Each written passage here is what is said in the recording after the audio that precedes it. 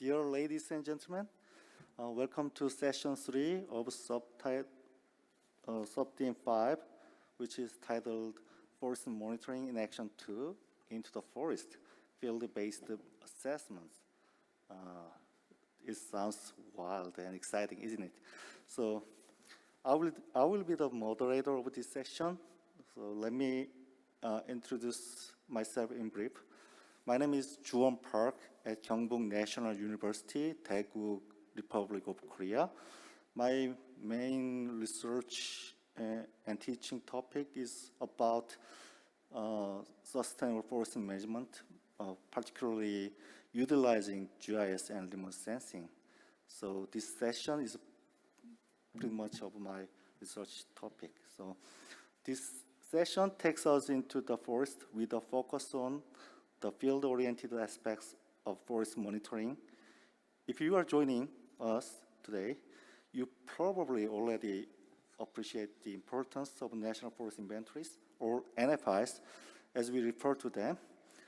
But it bears repeating how critical they are to our understanding of the state of our forest and the changes they experience over time. It is also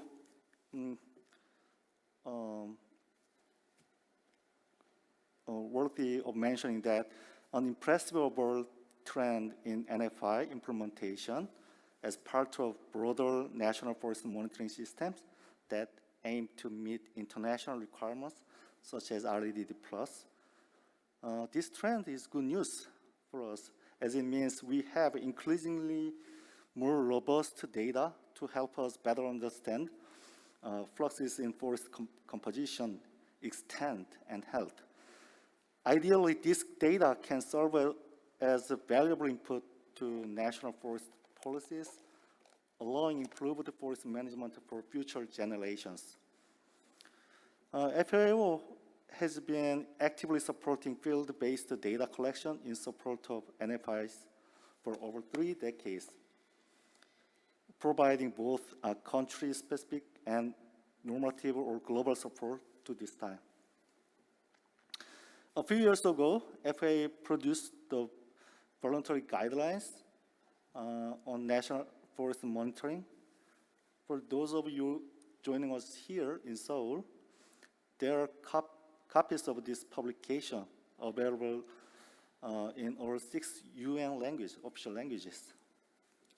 These guidelines provide principles, elements, and best practices for the establishment and implementation of multi-purpose national forest monitoring systems. The talks you will hear will highlight new developments and emerging trends in field-based national forest assessments.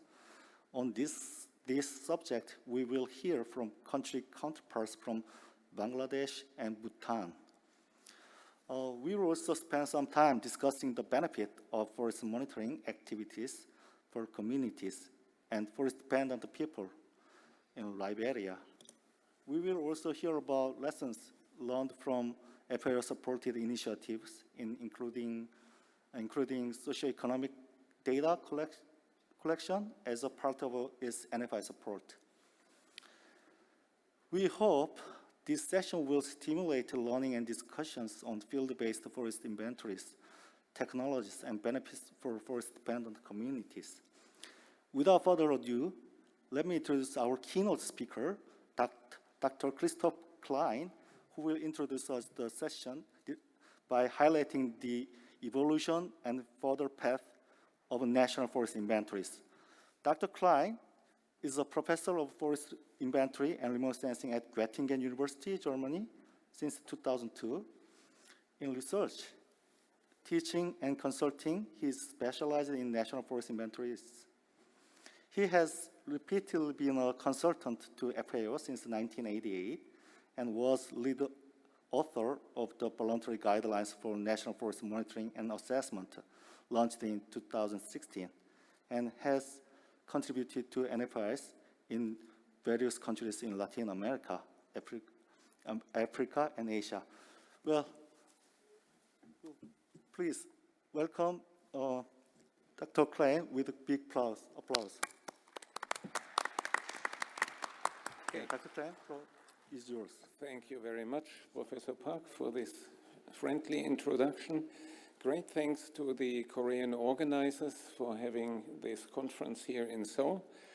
And even greater thanks to FAO, first, that they have made this event happen in presence, and second, that you have assigned a high relevance to the topic of forest information, forest monitoring, so that a sub-theme is covering many different aspects. And I'm feeling honored to be here to deliver the keynote. I will share some thoughts about national forest inventories with you, and I'm looking forward to a lively discussion. Let's have a look first onto some current trends in forests. I think we can see and we agree that there is a whole lot of information out there, and that information is increasing in quantity and quality, also thanks to NFIs.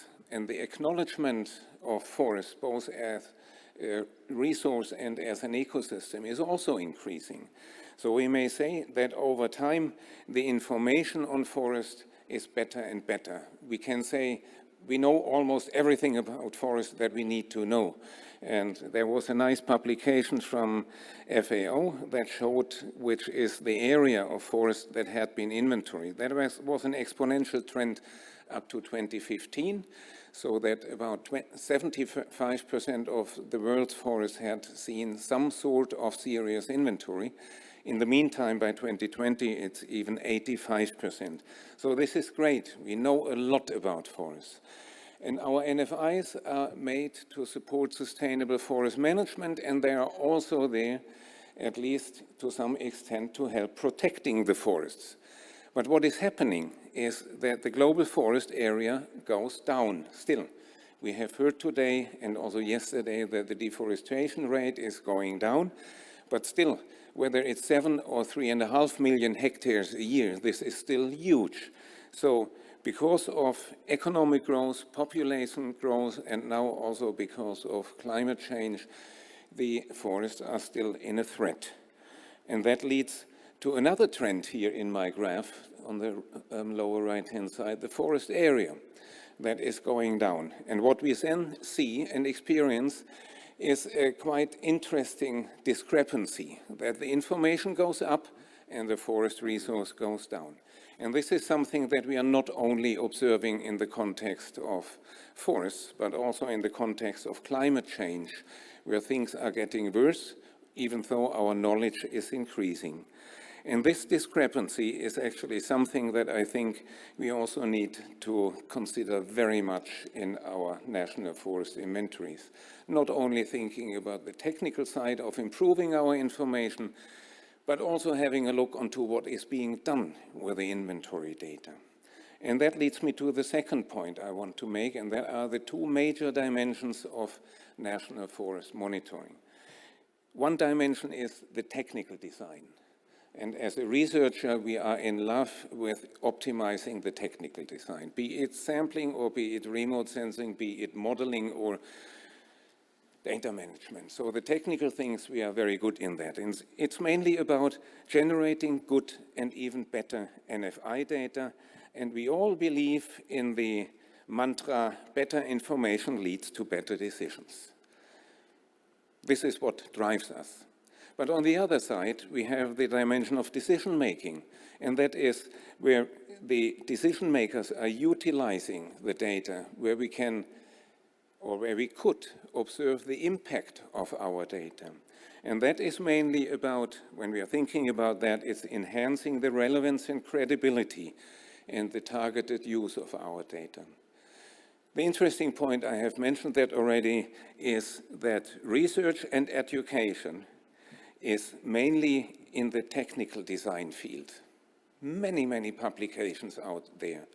Mostly remote sensing, many also about sampling and modeling, but hardly anything about a systematic follow-up and an analysis of the impact of NFI information on policy making. That's an interesting point, and I think we need to come back to that more seriously.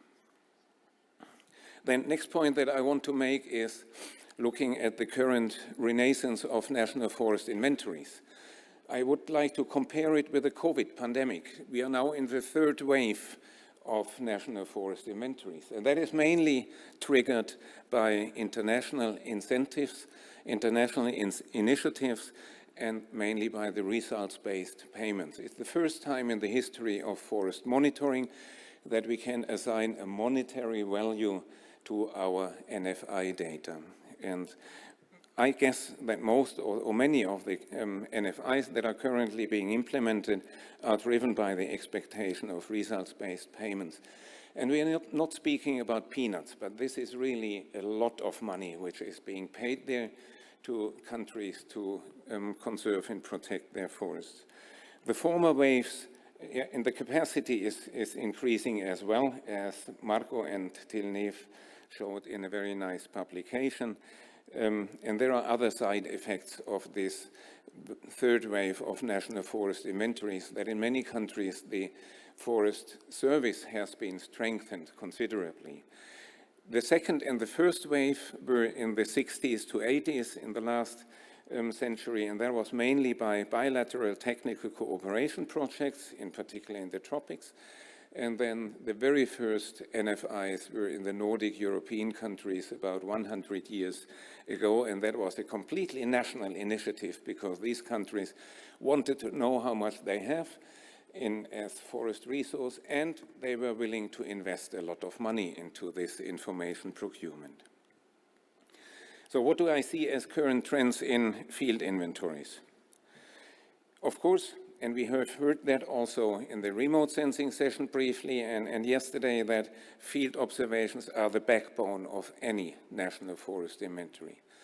Remote sensing is supporting every day more intensively and more efficiently, and that is, and we have mentioned that in a session this morning as well, that is why the position determination for field plots is so important nowadays when we wish to link it with remote sensing. Of course, in the field, we are working almost exclusively now with electronic measurement devices for distances and angles.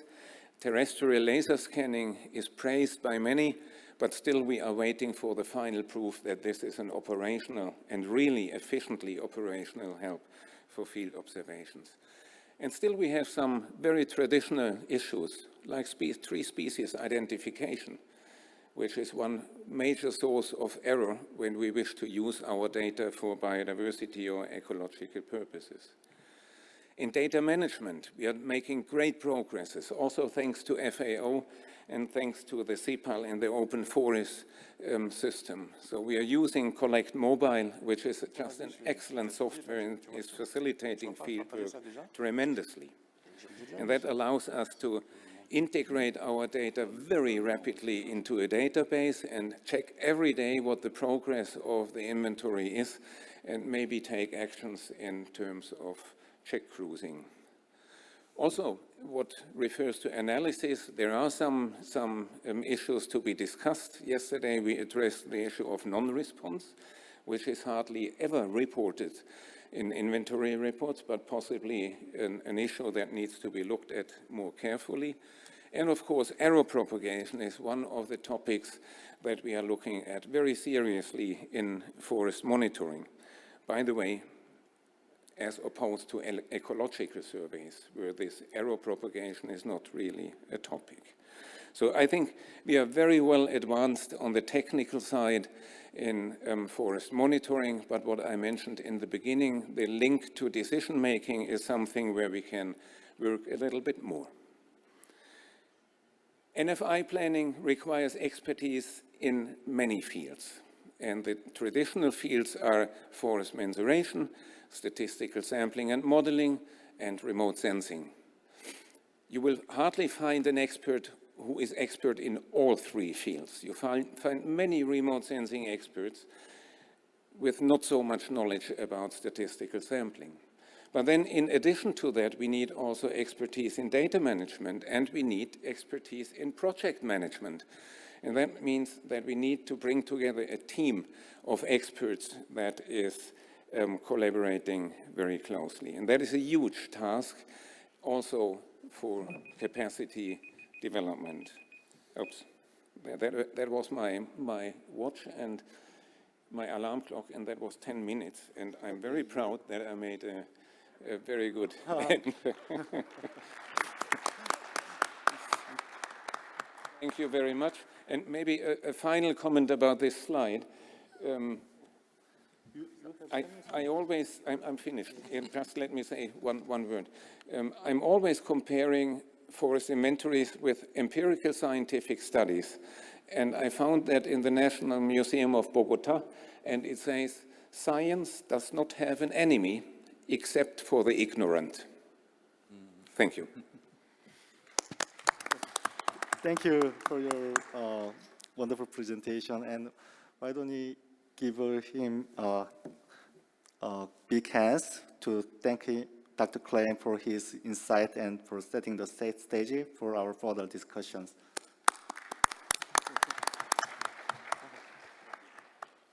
Okay. We now move to the first part of this session, which is dedicated to the experience of national forest inventories. First, we are glad to have Mr. Jahir Iqbal to tell us about the National Forest Inventory of Bangladesh. Mr.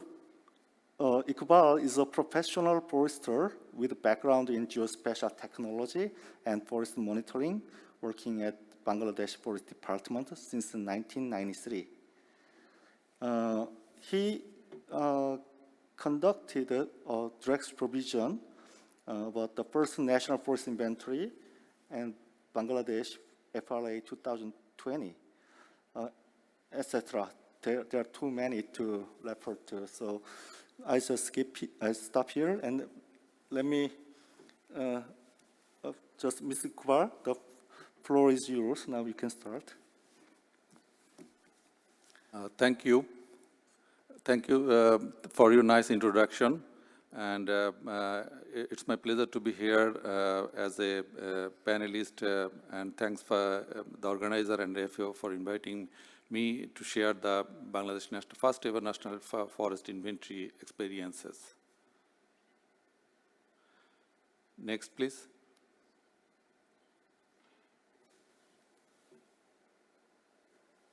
Next. We call it Bangladesh Forest Inventory, and it had three components. One is biophysical data from field sample plots. Number two is a satellite image-based land cover map. And number three is a socioeconomic survey from a household. For satellite-based image land cover map preparation, we have used Spot 6 and 7 images of 2014 and 15. Next, please.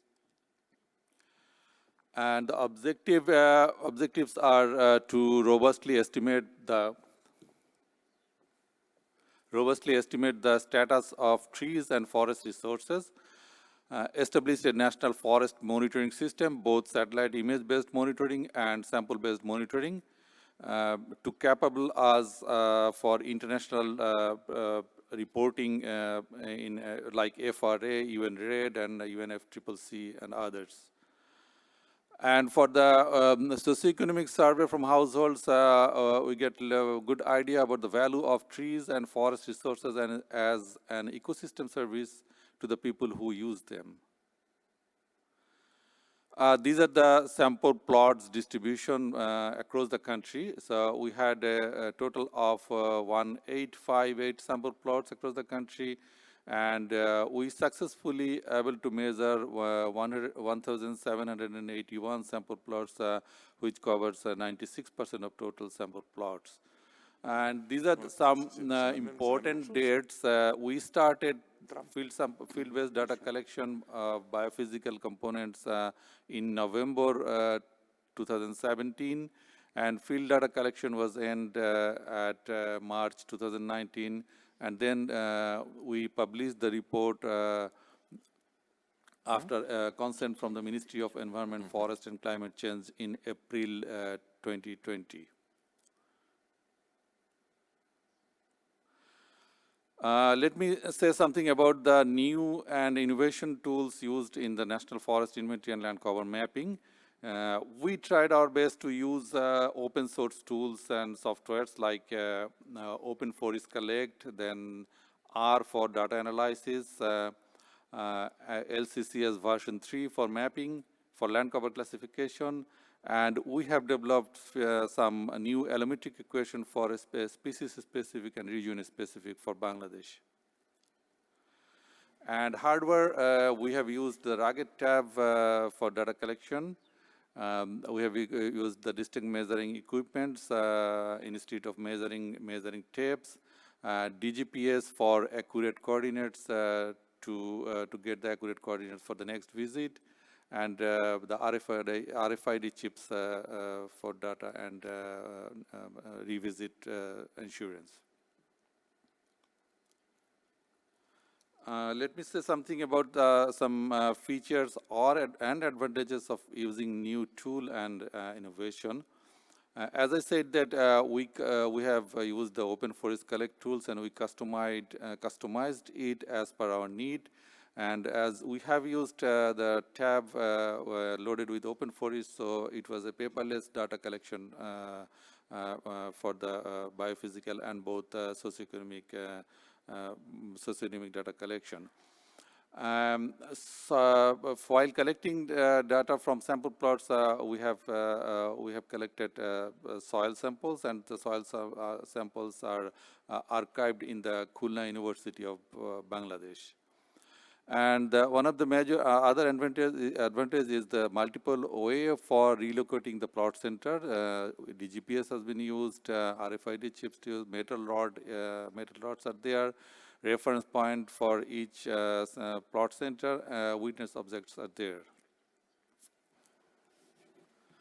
And as I said, that we have developed 29 species-specific allometric equation for more accurate biomass and carbon estimation. And we collected the land feature from all sample plots.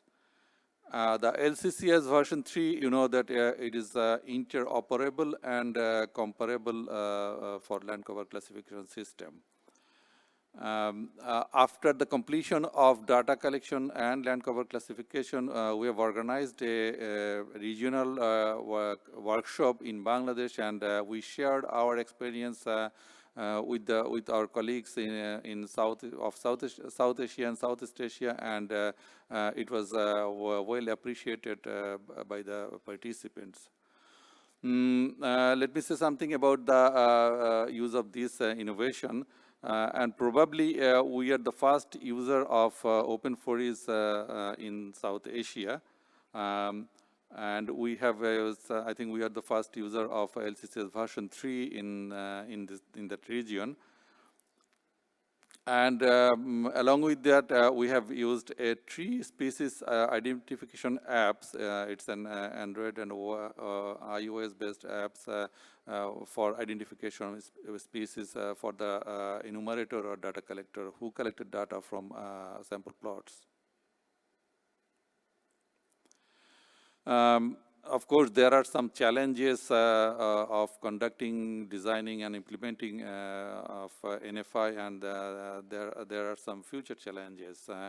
You know, Bangladesh is a subtropical country, and we have a lot of rains in summer and rainy season starting from May and continues up to October each year. And for us, the suitable season for any field data collection is the winter season starting from November to February or at best middle of March. We cannot move to the coastal areas because of rough weather, strong waves, and going to the hill areas is just very slippery, full of bushes and thorns. So the dry season is the best for data collection. This is one of the limitations. And you know, Bangladesh is a very densely populated country in per square kilometer, more than 1,200 people lives there. So when we go to measure the plots in rural areas and trees outside forests, the people's general assumption is somebody has come to measure their land for acquisition or some other uses for government uses. So that's a very common assumption, and we had to convince them. The picture at the top that shows that we had to convince them that no, we have not come for the acquisition or land related matters. We're just collecting the tree data. And socioeconomic conflict still there are few socioeconomic conflicts still exist in the Chittagong Hill Tracts, and that causes a little delay of field data collection. And as you know, the remoteness of Chittagong Hill Tracts plots, which is close to the Tripura and Mizoram and some states of Myanmar, very far away from the localities. So this remoteness caused some delay in plot data collection. And for trees outside of forest and even inside of forest, trees removal from the sample plots are there. That will be one challenge for relocating the plot center for the second and other phases of next NFI. Iron rod, sometimes particularly outside the forest area, being removed by the local people who saw the iron rod, and sometimes in coastal areas because of salinity, the iron rod becomes decay. That is another challenge for National Forest implementation in near future. And future challenges, I can say most challenges is consistent fund for regular interval revisits.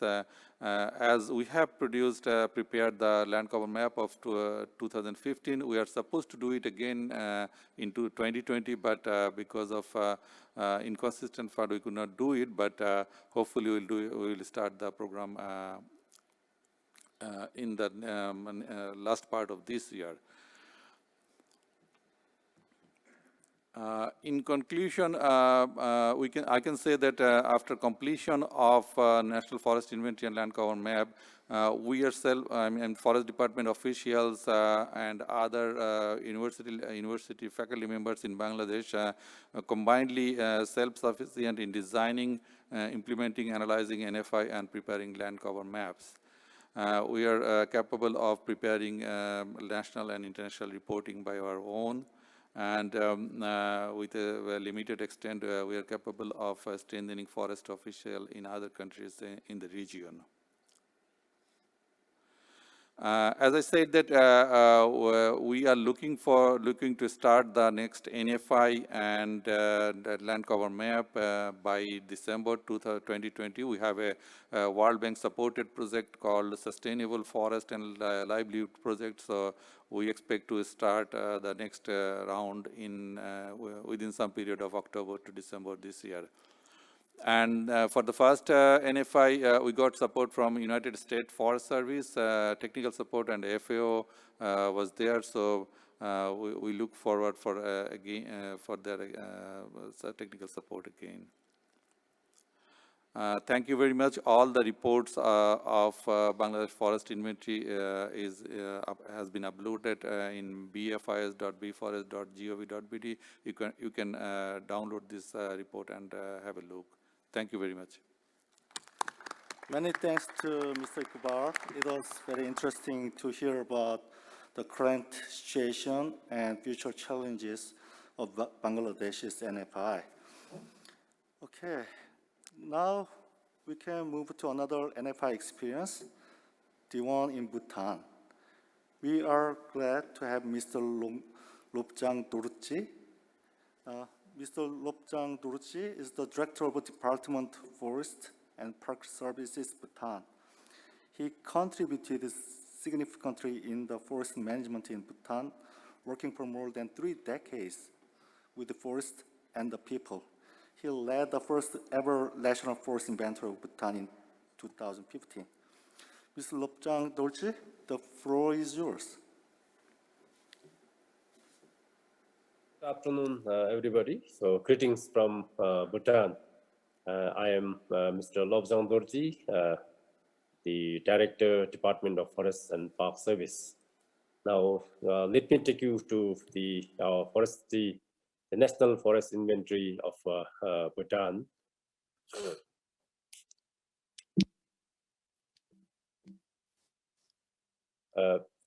So why do we do this forest monitoring? So it's a field-based assessment in Bhutan. The National Forest Environment is a field-based assessment, and why we are doing is, firstly, we need to ensure our forest health, productivity, and ultimately the sustained supply of forest services to the communities and to the country.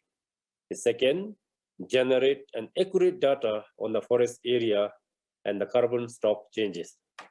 Thirdly, contribute effectively in upholding the constitutional requirement. We have 60%, it is there in our constitution that all times to come, the forest cover has to be 60%. So that we need to do this inventory as to ascertain where we are. And then up until now, we had 2 rounds of National Forest Inventory been done. This is the third one that we have embarked on it. Now we have, let me take you through, we have challenges in the form of physical, then technical, and finally the financial. So on the physical front, so the difficulty, Bhutan being a mountainous terrain, very steep slopes, and then we have altitude ranging from 90 meters all the way up to 5,000 plus. So that's the problem. We have rocky areas, glaciers, and whereby then we have limited accessibility, no roads, no footpaths, no way out, dense vegetation. As you know already that we have around 70, as of today, we have 72% of the forest cover. So that is the challenges that we are facing. And then we have a very high seasonal variability. Come monsoon, we have swollen rivers. Come the winter season, then we have the heavy snows. These are the physical challenges, and as you can make it out from this the photos there, so we have very high mountains towards the north. Then you can look at the swollen rivers, so no bridges around. So that's the problem that our colleagues who are with the National Forest Inventory team, and then they have to cross this. No bridges. So, but for your information, we have not outsourced our National Forest Inventory. It's all done by the foresters. And we have in the south very big rivers. So this is one of the problem. And then we have quite the large mammals there, like gaur, elephant, tigers. So this will have these are the physical challenges. Then we have a cross-border issues even. So we have some insurgents inside. So then our plots falls within this. We need security with our people, and the security is also provided by our own colleagues. Then the technical challenges, we have a diverse flora, and we have limited knowledge on the taxonomy. So and a very limited technical capacity, especially on the statistical analysis, which we have to use a huge volume of data collect. So it's basically not about the inventory. Ours is a total forest resource inventory, and so we have a huge data collected that statistically analyzing the data is also challenging. And then we are lucky to report that through the support of the FAO, both the second and the third, we are using the open sources. The FAO has already online. So then we are using, as of today, we are using mobile, the open forest system, mobile collect and the calc to some extent. Then one of the issues that we are still having is the calc, which we are using from the open forest, but there is some issues. So through this, we would like to request if like our inventory will come to an end by the end of June, and then we go into the data analysis, and then we are still grappling as to how we can use calc with our data there. So as of today, the calc that we are using isn't so user-friendly in our context, and maybe we are looking for some of our colleagues who can help us on this.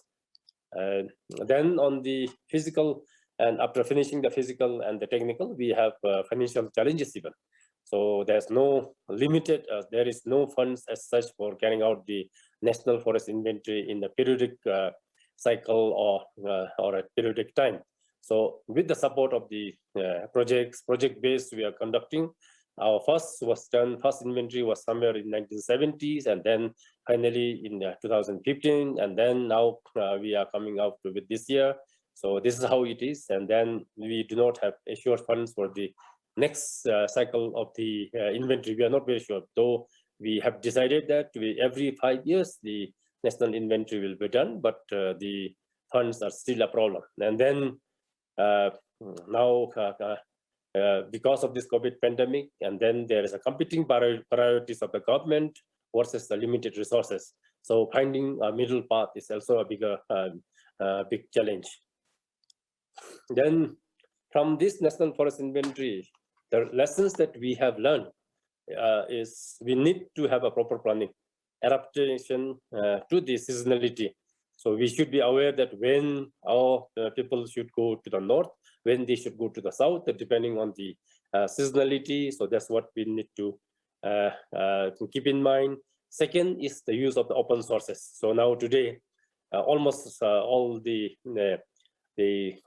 our data collection is through the open sources that the FAO has already online, and we are glad to report that Bhutan had been fully trained by the FAO, and then we are using the mobile collect and the calc. To some extent, we are trying to use the calc, but there is some problem with the calc. One certainly, when we need to test the statistical method, so that's the problem. So that, as I reported earlier, these are some of the issues that we have learned.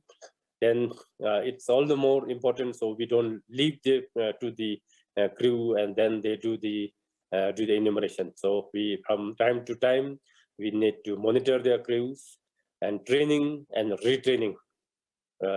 This is one of the most important activities that we have seen, that our crews need to be updated and retrain them. And it's a very, very resource extensive exercise, both in terms of human and financial resources. So with a few slides that and the pictures that I have showed, so we need a very good quality gears.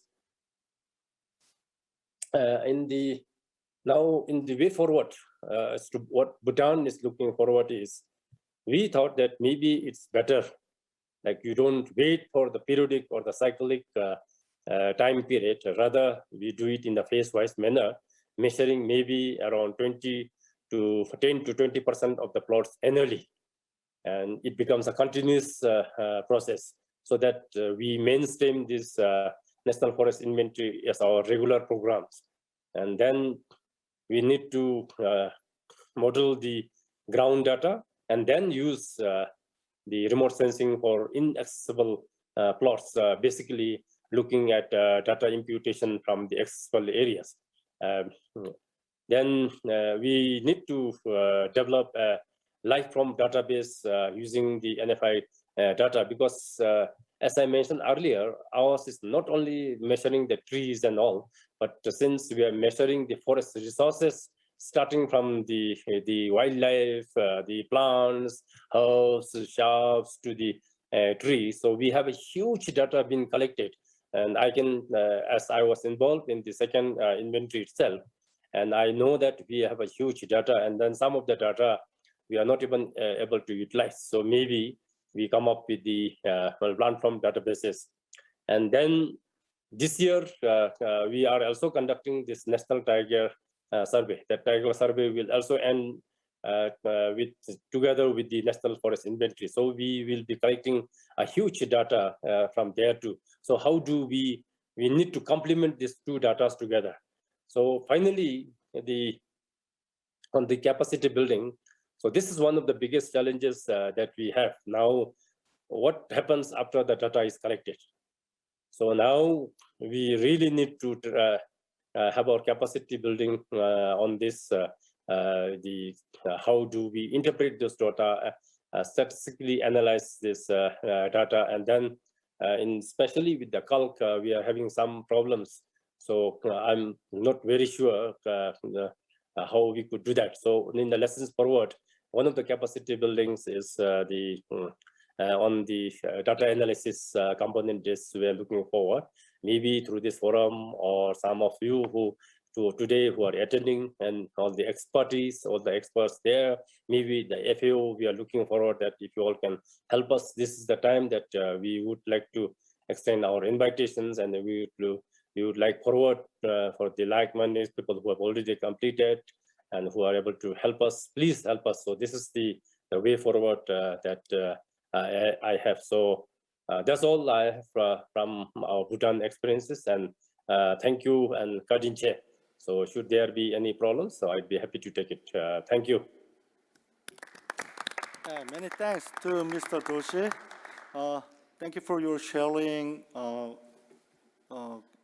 current situation, and also it was very interesting to hear about new development in Bhutan, as you highlighted, such as the use of open source software application in order to properly deal with the database of NFI data. Now we can move to the second part of this session, which is titled Data for People, which is aimed at highlighting how communities and forest-dependent people benefit from forest inventory information.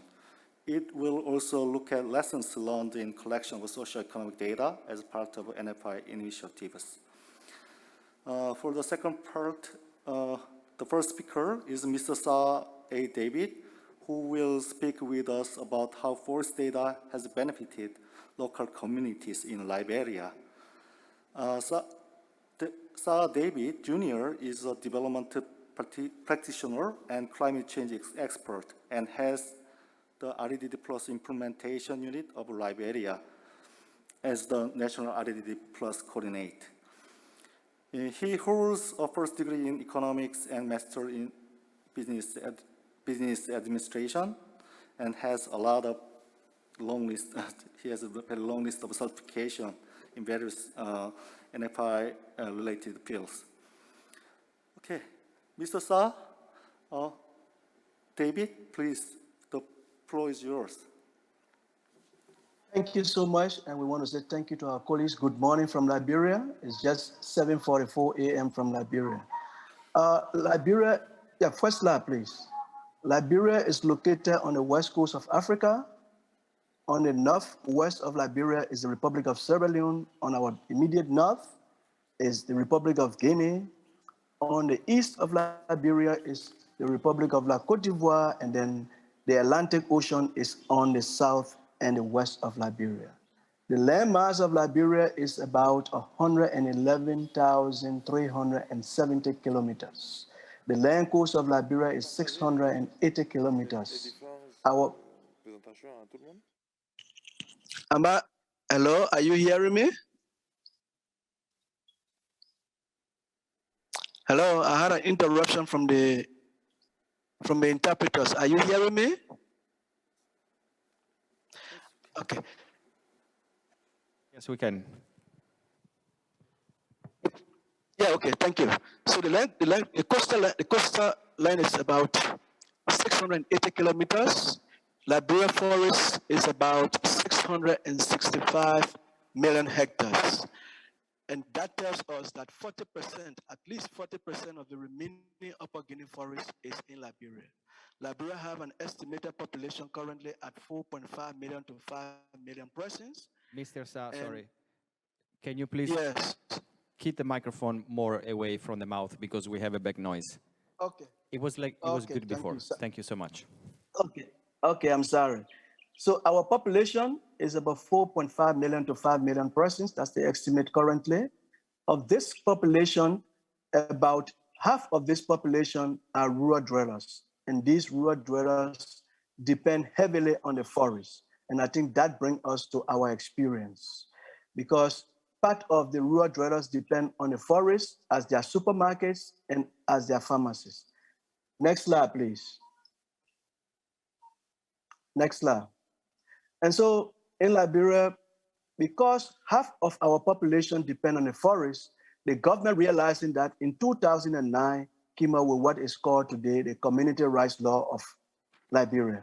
And that Community Rights Law of Liberia officially turned over the forest to the forested communities, community folks who live on the fringes of the forest.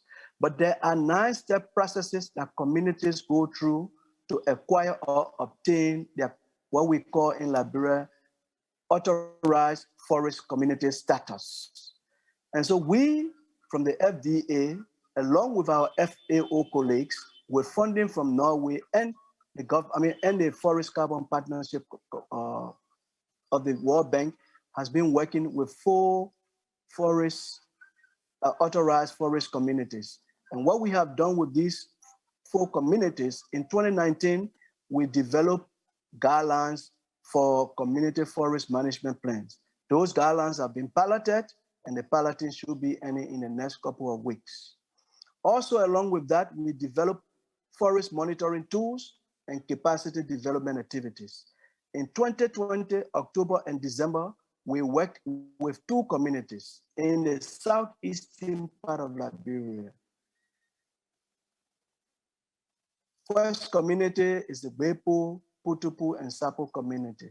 Those are 3 communities, and the second community is the Salaye community in the northwest.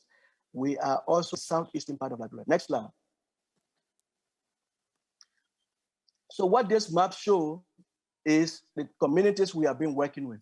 There is one more community, so you have 3 communities here that I just spoke about. Next slide. And this is a graph of the 4th community. This is a Mabon community, and this is in the northwestern part of Liberia. Next slide. This is just a photo showing you some of the trainings we're doing. So as part of our training, we have been able to train 72 community forest management bodies.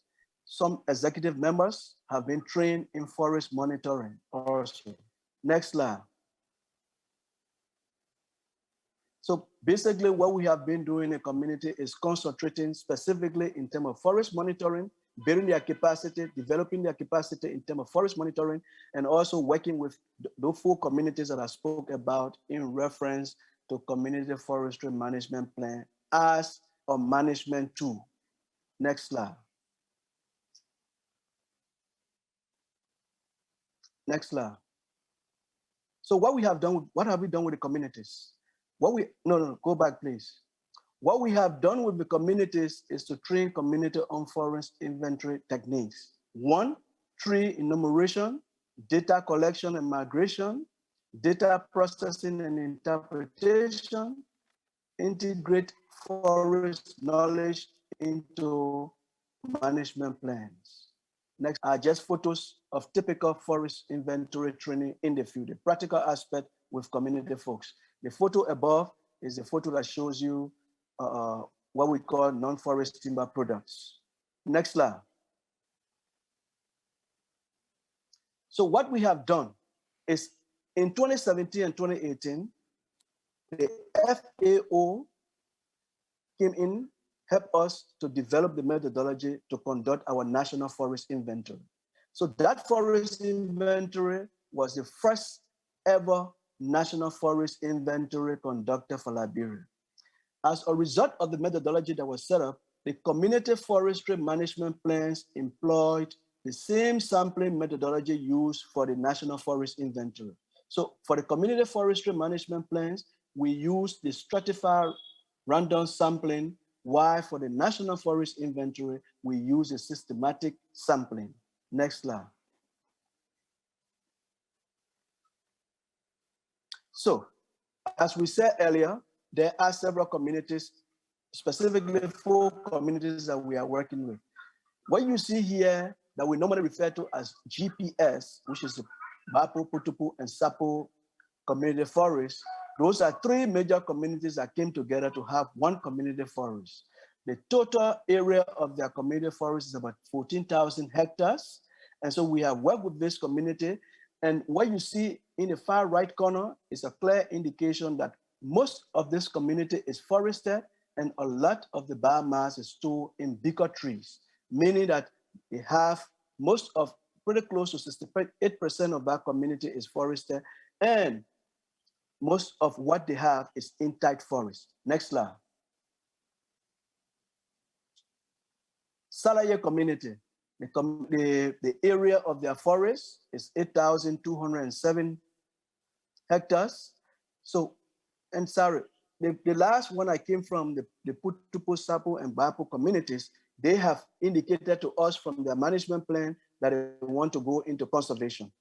Salaye community has 882,007 hectares of forest. What you see is a clear indication that most of their forest is secondary forest, but their secondary forest has a potential of regeneration. They have indicated to us also through their management plan that we have helped them to develop to go into conservation. Next slide. Konobo community, interesting community. Most of this community is forested, pretty close to 68% is forested. And what this community have indicated to us from their management plan is that they want to go into commercial logging and also conserve. So they will be conserving about 10,000 hectares of their forest, and the rest of it will be used for commercial logging. But it shows you that this community forest is in tight, most of it is in tight, most of the biomass is stored in bigger trees. And so this community is a community of interest because this community brought us with our colleagues from La Côte d'Ivoire. Next slide. This is just a typical photo of the community engagement. First, before you get into any discussion with the communities, you get in a community, you begin to discuss with the communities. This is just typically of community engagement with stakeholders. And as part of this community engagement with stakeholders, it was part of it that helped us to be able to zone the forest with the with the 4 communities we spoke about. Next slide. So we want to say thank you for your time. Unfortunately, we are not there in person, but we hope next time we'll be there. We want to leave you with this saying, and this is my own saying. The forest does not need us to survive, but we as mankind need the forest to survive. Thank you so much. Thank you very much, Mr. Sadebi. It was very impressive to hear about community forestry management planning efforts in Liberia. Also, your efforts to improve community involvement in NFI, forest inventory. Now, we move to another experience, looking at how FAO has collected socioeconomic data over the years as part of NFI initiatives.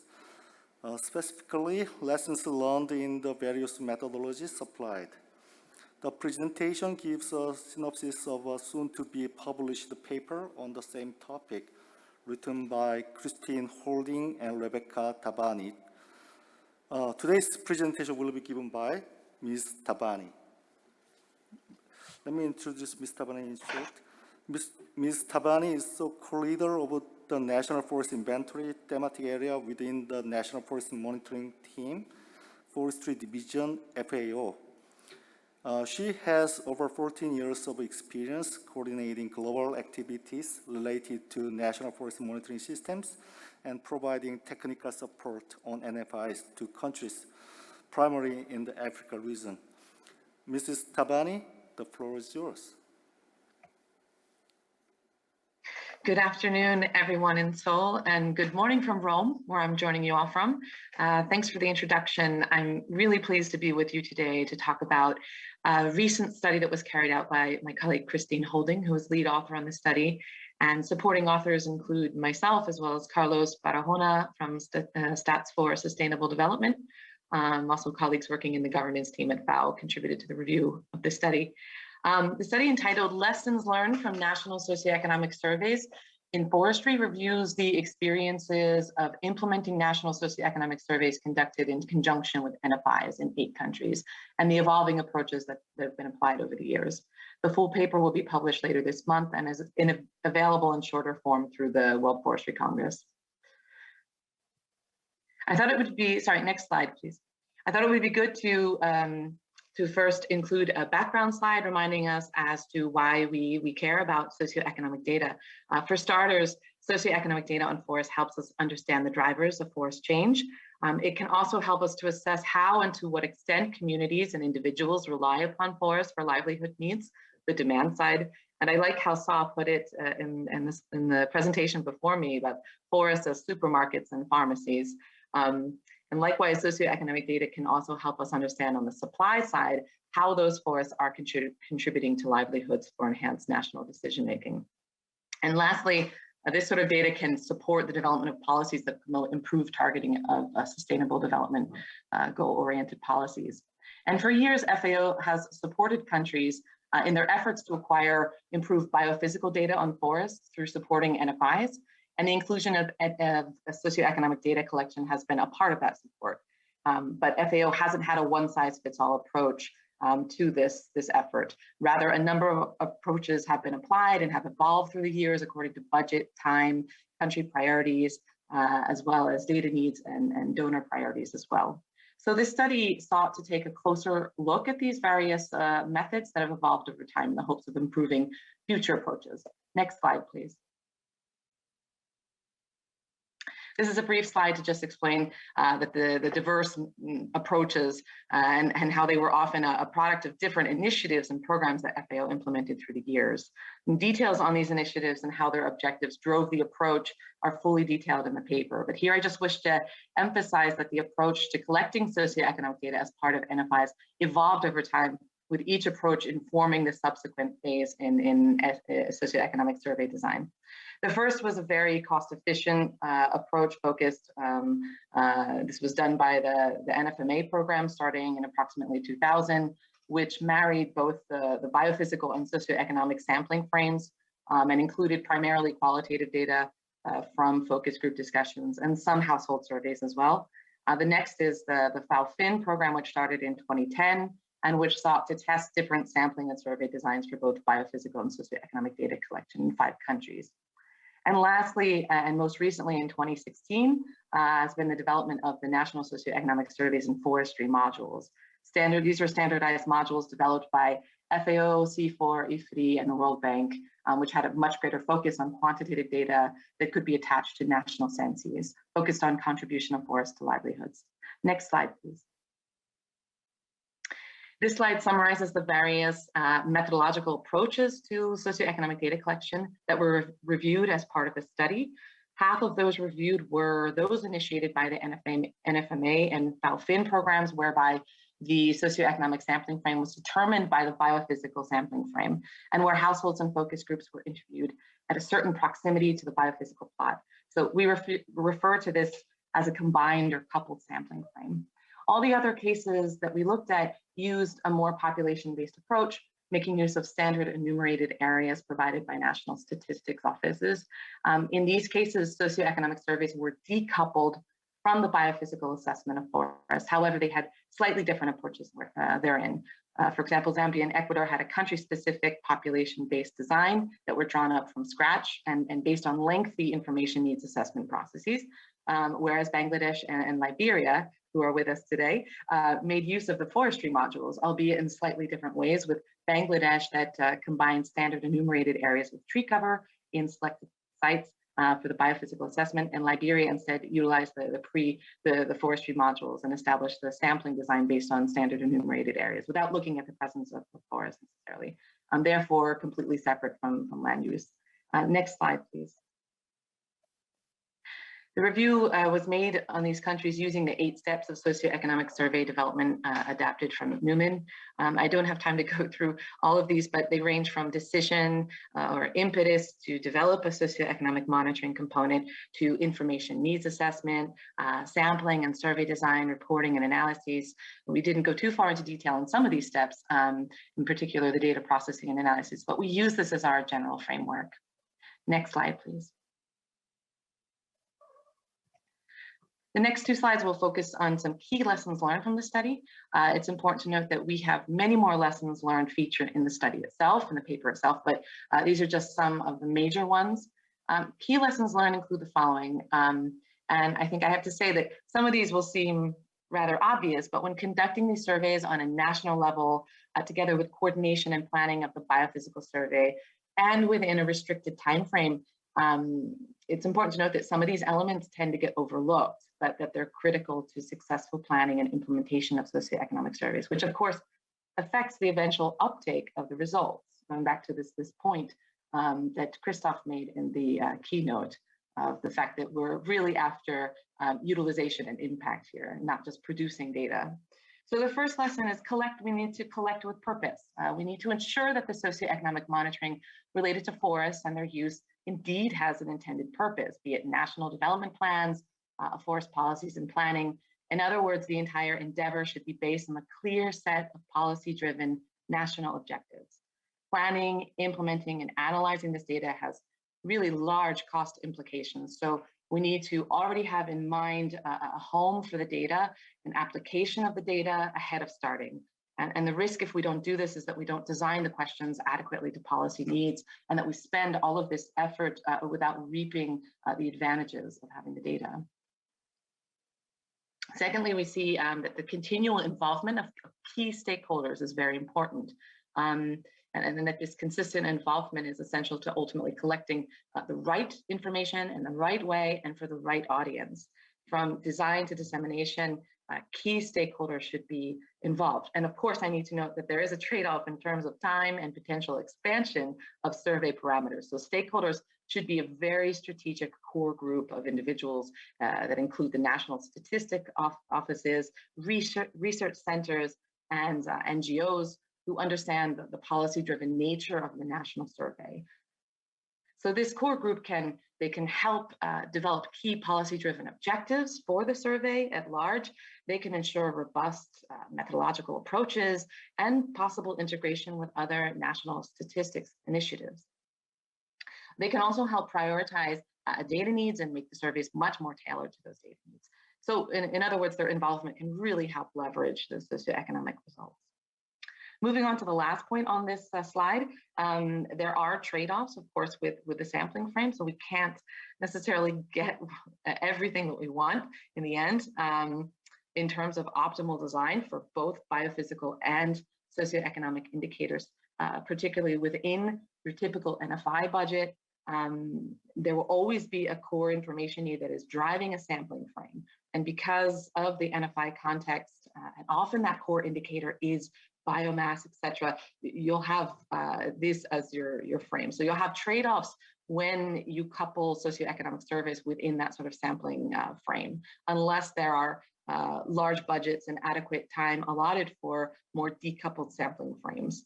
Next slide, please. What we see is a trend towards more population-based approaches, and therefore away from coupling the socioeconomic questions within a biophysical sampling design. This is good news because population-based sampling designs, they better serve the estimation of national level socioeconomic characteristics. This approach also places socioeconomic data more squarely in the national reporting and policy domain. And I think it's important to know that only a handful of countries have implemented these sorts of surveys on forestry, which are compatible with national statistics systems. And as such, the data generated from the surveys are less able to be used for generating and monitoring development indicators. Second point on this slide, the gender aspects within these surveys are still lacking. The review indicated that gender-specific data, let's say it's not at the point where we're hoping, making it hard to disintegrate the results by men and women. Even in the case where surveys were designed for separate audiences, the implementation was often suboptimal. For this reason, we think that additional training is required to optimize methodologies for collecting, analyzing, and utilizing the data related to gender. Furthermore, efforts are needed to improve gender representation in survey implementation. So in other words, we need better well-trained female enumerators, especially in cases where we want to track the different responses of men and women. Last point on the slide, and that if we're looking for uptake, we need more nuanced recommendations, really. So our review highlighted just how important packaging and dissemination really is. And if there's an intent to have some sort of policy impact for data to be used for monitoring development indicators, reporting the data alone without contextualizing it or discussing implications is just not enough to catalyze uptake in forest policy developments. It's really important to take statistics generated and go beyond reporting the numbers. Next slide, please. This is my last slide. Just some key recommendations summed up here, and these include just how important it is to obtain quantitative data on income, livelihood alternatives, volumes, etc. Most of the socioeconomic data that has been collected over the years as part of NFI initiatives have been primarily qualitative data, and this unfortunately has limited their use to some extent. However, it must be acknowledged that acquiring more quantitative data implies bigger budgets and time and longer time frames than your average country project allows for. And as stated before, we recommend our population-based socioeconomic surveys, having more clear policy-driven objectives, and lastly, having more multi-agency national and international expert working groups to design and monitor the implementation of the surveys, and then to collaboratively interpret the results. Next slide, please. Thank you so much for your time and attention today. And in closing, I just wish to give a really big thanks to all of the country counterparts who we interviewed for this study. Their candid responses really helped deepen our review. So many thanks once more. Many thanks to Ms. Rebecca Tabani for your presentation highlighting lessons learned on FAO's approaches to socioeconomic data collection within NFIs. Now, we are going to move to the last part, the last but not least part, dedicated to voluntary papers. These are voluntary submissions that have gone through a selection process, and we are glad to welcome them in our session. The first experience comes from Russia, and we welcome Mr. Anatoly Shvydenko to tell us about Russian forests and their contribution to carbon sequestration.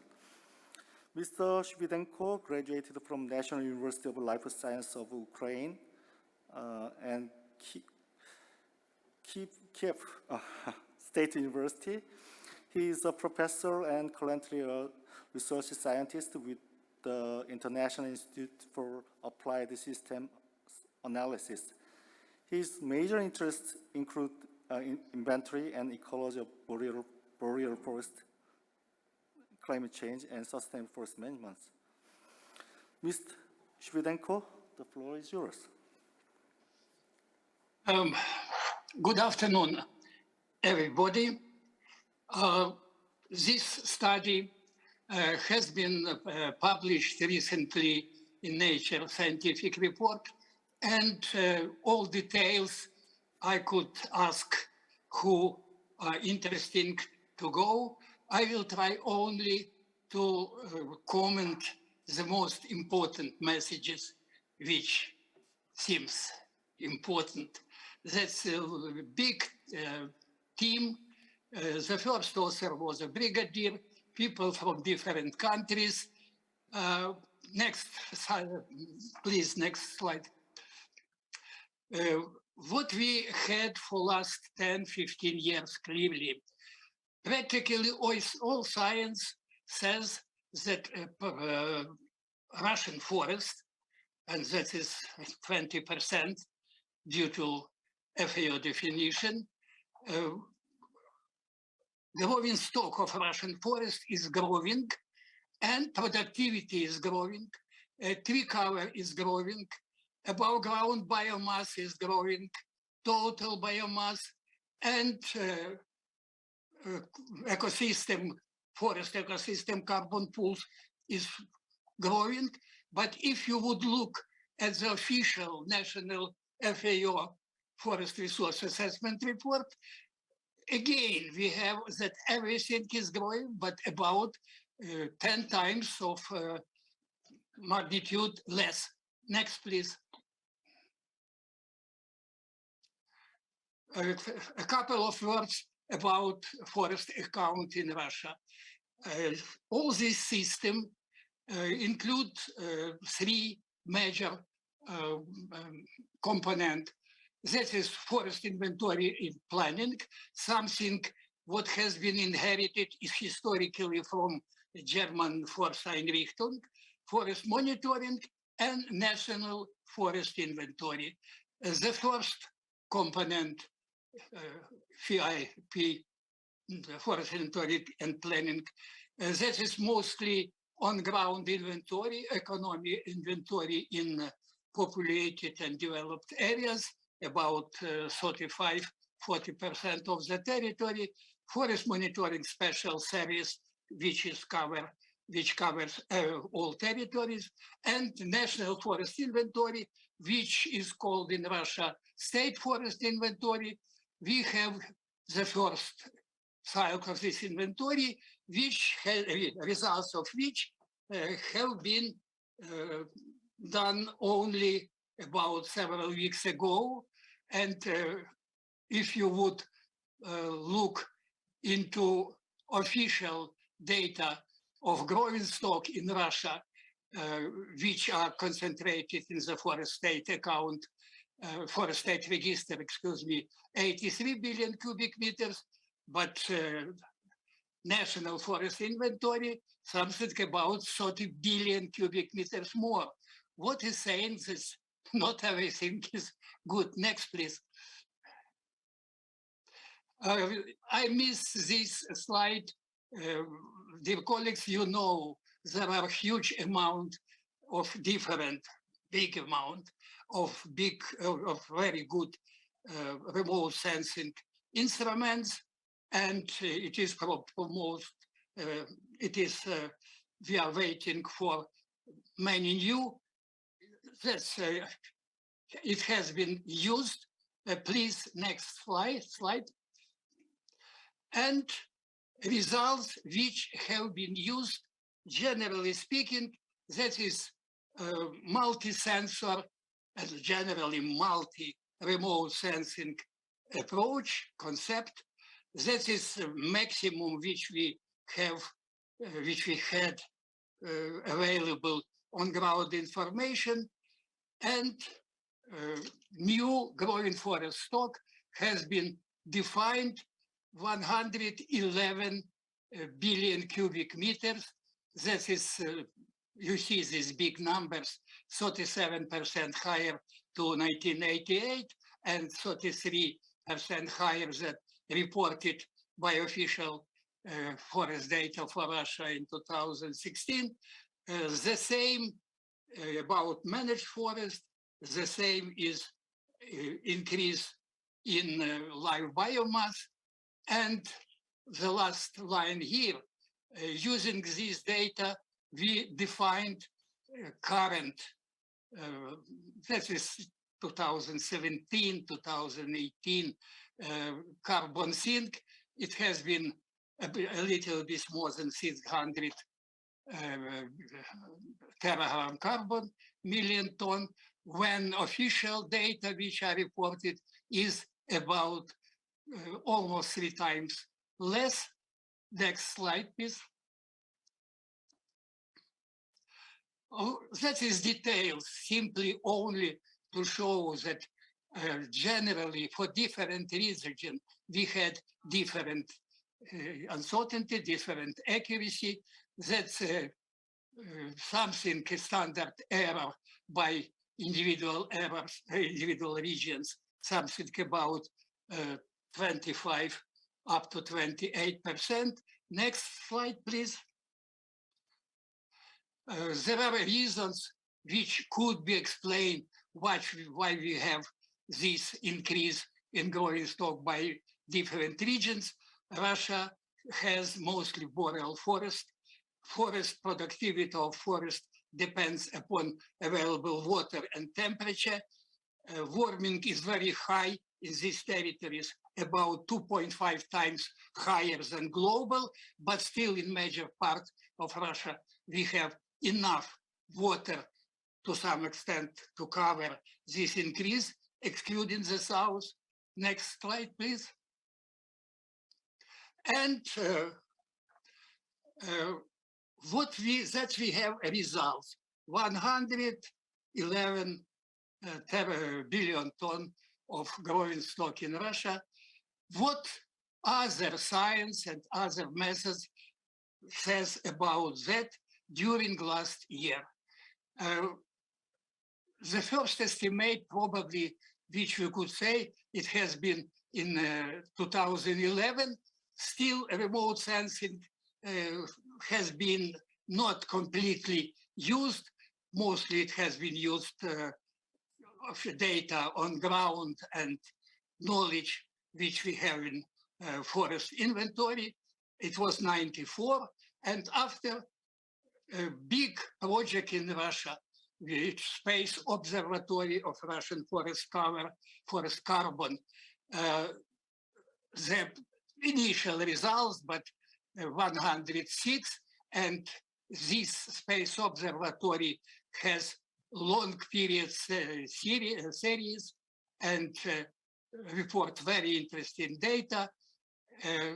This study I said about 110, state forest inventory 13, and here is not the recent newest result when we try to use as much as possible what we know from ground for forest, such things like current increment, like mortality, like impact of disturbances, etc., etc. This number is not here. We have got 102. That, you see, that is something between 100 currently, 102 and 110 billion cubic meters, rather high variation. Next slide, please.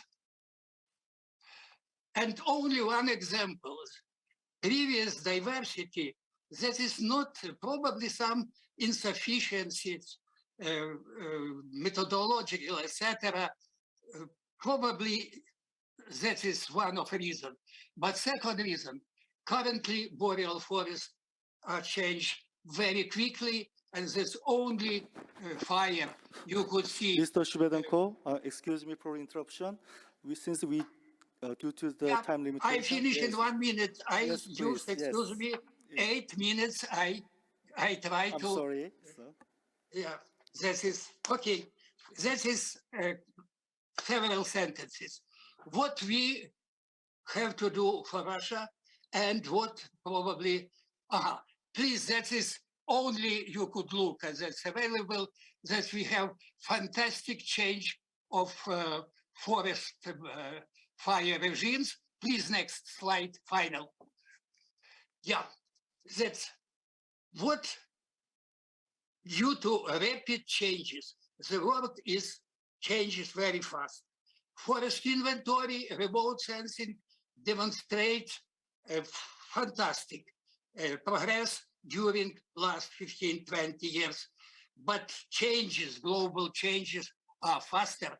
And there are big methodological, technical, and forest problem, which would be answered would be in integrated observation system and national level, and three bottlenecks which we have today, not only for Russia. One is that today not remote sensing is a bottleneck. Lack of enough knowledge about forest, that is more important. And boundary between what we know from remote sensing at what we know for that. And finally, it should be realized, and it depends upon stability of the world, political wills, and understanding of policymakers that today forest is not only resource, not only one of major tools of stability of climate, but very probably that is one of point which very close connects to surviving global civilization. Excuse me, Mr. Moderator, due to my, thank you. Thank you, anyway, Mr. Shividenko, for your sharing Russian forest inventory, you particularly emphasizing on remote sensing technology application. Now, our last and second voluntary paper, which is about experience of forest inventory in Ivory Coast. For your information, we will have two presenters for this presentation. First is Mr. Gilles Mouinon, and the second one is Mr. Laimon. Laimon will give you a speech in French. Okay, Mr. Gilles Mouinon. So let me briefly introduce Mr. Gilles Mouinon. He is a technical director of ONF International. He has specialized for over 20 years in the management of biodiversity and natural resources in tropical and island environments. Okay, Mr. Mayor, the floor is yours. Okay. Thank you. Merci bien. Nous allons l'exemple de la Côte d'Ivoire. Good afternoon, ladies and gentlemen. Today, I would like to present you the case of Côte d'Ivoire. Côte d'Ivoire is located in the western part of the African continent, and 28 million people live here in Côte d'Ivoire, and is the first producer of cocoa, cashew, and cola nuts, the first African producer of rubber and palm oil, and the third producer of coffee in Africa. As you can see here, we're seeing a rapid development of cocoa production, which has led to a decrease of forests.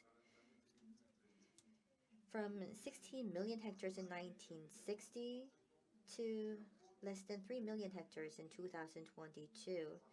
And not only that, we do see illegal hunting, which has led to the devastation of wildlife. Poaching has drastically reduced the population of animals, and demographic growth and migration from other countries have greatly contributed to these two situations. So we really need to understand the changes in the forests and what kind of impact human beings have on the forests. That's why we have started our IFFN, which is an inventory process that includes forest data as well as socioeconomic data. We started in 2009 and was supported by the AFD.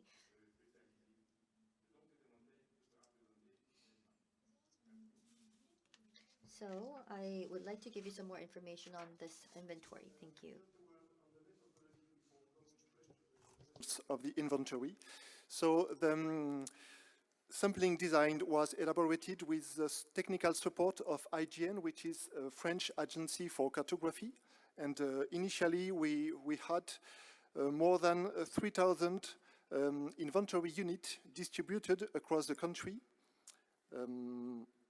with 3 different levels of density. So high density sampling designed for protected area, medium density in the well-preserved classified forest, and low density everywhere else in the country.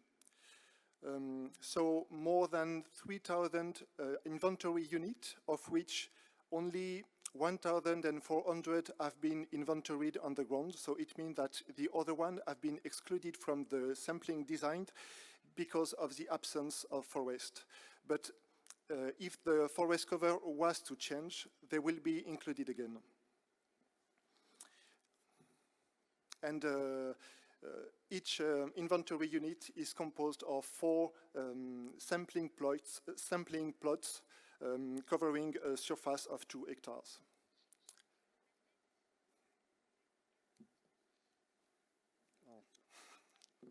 Okay, just a few results in terms of forest area.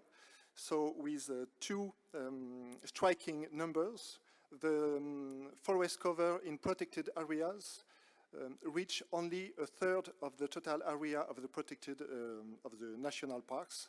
And for classified forest, it's only 30% of the surface which is covered with forest. And the classified forests are meant to be forested.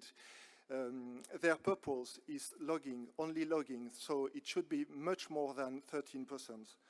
So it means that the forest in Ivory Coast has shrunk to a very alarming threshold. Yes, so just one question. I will have a word on basal area. So basal area is the equivalent to the cumulative surface of tree trunk at breast height. So on the green circle correspond to the basal area for natural forest, and we can see that all the big green circle are located within national parks. It means that there is no more tree resource to log except in natural protected areas where it is forbidden to log trees. And the red circle corresponds to exotic tree species in plantation, and there is only a few left that could be useful as timber resource. So there is a very low economic potential in Ivory Coast for timber. The national inventory was also covering wildlife and gathering more than 72,000 observations, with only 3 species amounting to 40% of all the observation, including the giant cane rat, bushbuck, and the last one is, I forgot, I'm sorry, but see, African hare. So it means only very widespread, very common species.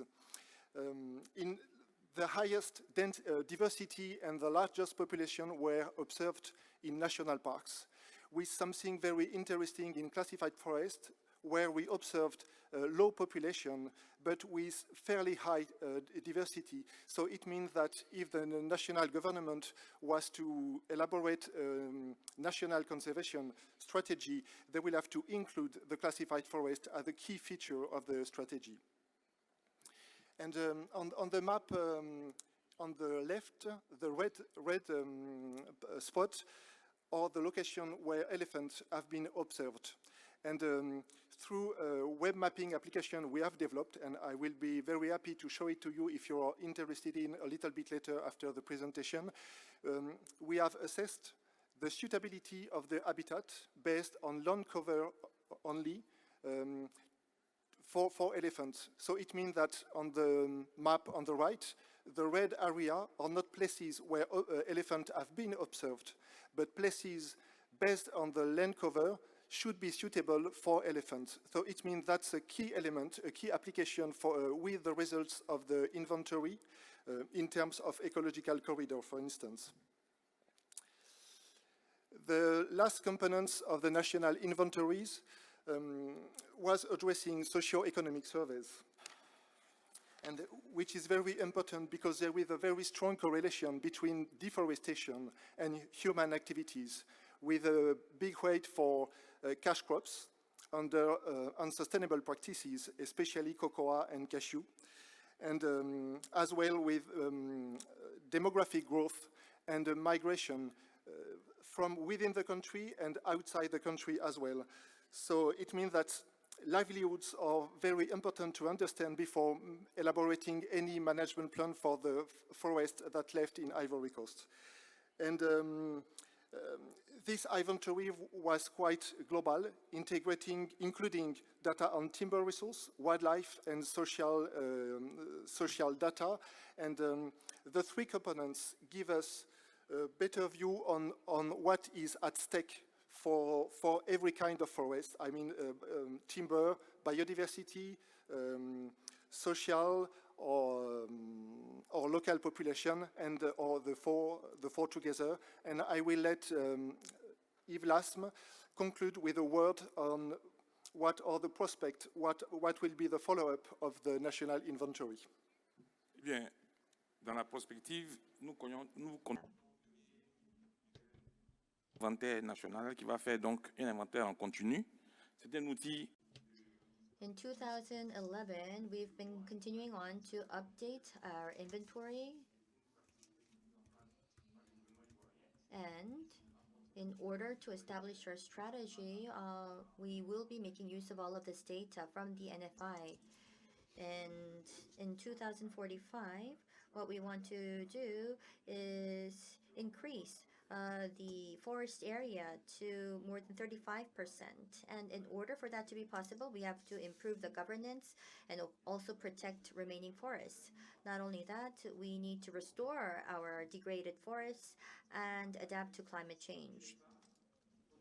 That was covering increasing the forest cover to 20%.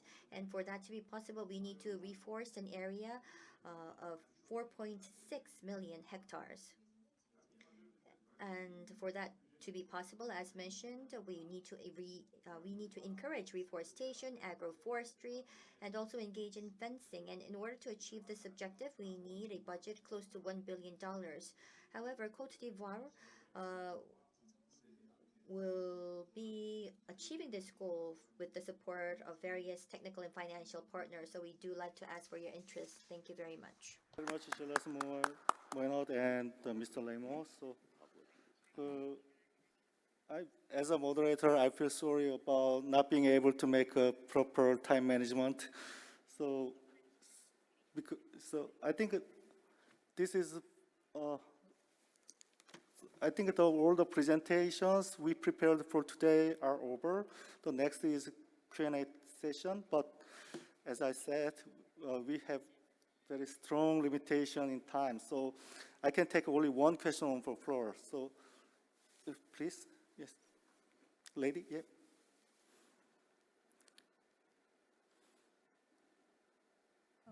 Hello, I am a student studying forestry science, and I have two simple questions. So I am very inspired by all of the presentations, but my first question is, what is the main reason that made difference between FRA report data and other independent research about forest biomasses, and why is the difference made of? So is the difference from data collection methodology, or is it from some error? So this is my first question. And my second question is that if there are more than one information from different organizations, how can we select the information for policy decision making?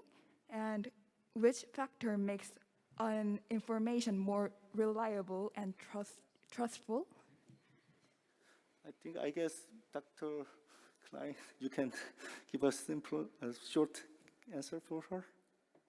Okay, it's hardly possible to give a short answer. Yes, sorry. Because that would be a lecture or a workshop of 2 days. Maybe if you're a student, I can give you the advice, never believe data that are presented to you. Never believe it. Belief is something that belongs into the domain of religion. As a scientist, you need to understand it, and you need to find out the methodology, how the data were generated. And once you have understood that, including all the definitions that have been used, then you will be able to understand the data. And then you can use them or not. Don't believe it, understand it. And I mean, in national forest inventories, a lot of data are collected and analyzed according to specific, country-specific definitions often.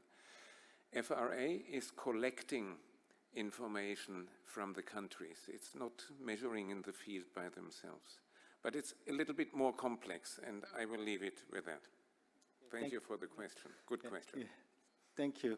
I think it's time's up, so I think we have to wrap up now. And thank you for all participating in this session. Stay safe and have a great rest of the week. Thank you very much. Yes.